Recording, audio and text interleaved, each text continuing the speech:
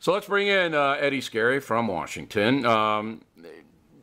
You saw the picture of Trump and the reporter side by side. It does look like Trump is mocking his condition, does it not?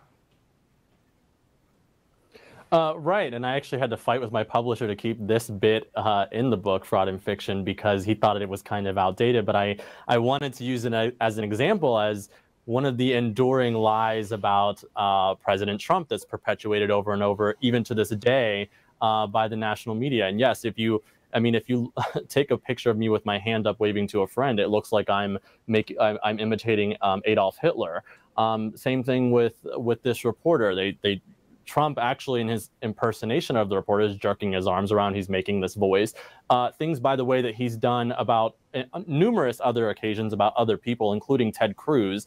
But the point that I'm making in my book is that a corpse would be doing a better impersonation of this reporter than Trump was, because this reporter actually cannot really move. Do you believe that Trump wanted to mock his infirmity?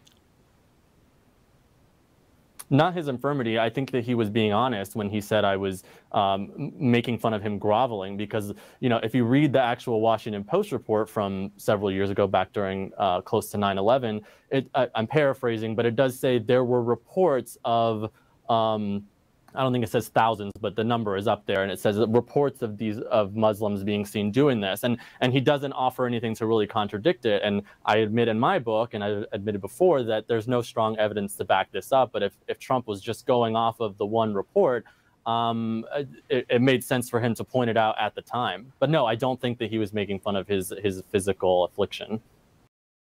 Okay, so you inject a benefit of the doubt to the president, which I think is appropriate. When I reported on it, I didn't jump on a bandwagon. I said, the pictures side by side don't look good, but as you pointed out, Trump does this when he attacks a lot of people. He's all over the place. In your writing of your book, you make a pretty good argument that Mr. Wolf is not a reporter, and then lately Wolf says he admits that he isn't a reporter, that he's a quote-unquote writer. Right. Okay. So why should people read your book, all right, when Wolf has already admitted, hey, some of it may be true, some of it isn't true, I'm just a writer, I told a good story. Right. So Wolf, first of all, sold this book as the truth. He said he was confident everything in it was true, even though lately he has said that truth was not necessarily something he was out for. But, the point of my book, Fraud and Fiction, is just to set the record straight. Someone had to do it in the definitive way, so that's what we do. And not only is my book about his book, which we're going one by one from the biggest, most salacious claims down to the serial inaccuracies, but we're also looking at how the national media turned his book into a crisis for the White House and a crisis for the nation. We had people wondering whether the president was insane. That's a very interesting point. The media seized, the media seized on Wolf's book and made Wolf a hero in the beginning, of course. Wolf was on every show, but he wouldn't do this one. He wouldn't come on with me. Well, he's got plenty of free time now, so he should give that a try. Nah, you don't want any part of me. All right, which I take as a compliment.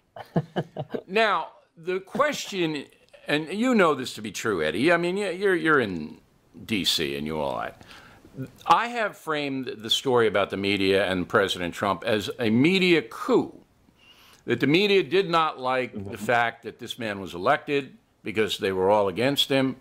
And now they said, we're going to get him out of there. We're going to do everything that we can to get the President of the United States out of office. Do you believe that? Do you believe that's what's going on? Well, I certainly believe, and I don't believe this, I know this to be true, that whatever position the Trump administration takes, even if it was a position that many in the media held or thought at least sounded like a good idea, the second he takes that position, they do the opposite. Perfect example was Nicholas Kristof of the New York Times, liberal guy, writes back just in October, he went to North Korea, writes a whole piece about how he's come to the conclusion that the U.S. needs to send somebody to talk to North Korea. They need to send somebody. Okay, so we announced, last month, that the president says, okay, well, I'm going to meet with him, and we're going to do it under the U.S. Conditions. That next day, Nicholas Kristof comes out with a column that leads, "I think this is a bad idea." I mean, if there were any better way to put it, I think that's the one. Well, we've I mean, had you know what our, I'm talking about. we've had We our see this go time arounds and with time. Christoph, right? But what's the why behind it? Am I, there's a why behind all this. We all know it's happening, but I think it's ultra serious, where the media feels now that it has to basically say who gets power and who doesn't. Right, exactly. That's what I was going to say. My theory is that Trump bypassed the entire Republican Party, entire Democratic Party. Hillary Clinton was the presumed winner of that race. Bypassed his own party, bypassed the national media, because he didn't even need Fox News at the time. If you remember, went to war against Fox News to even win the Republican nomination.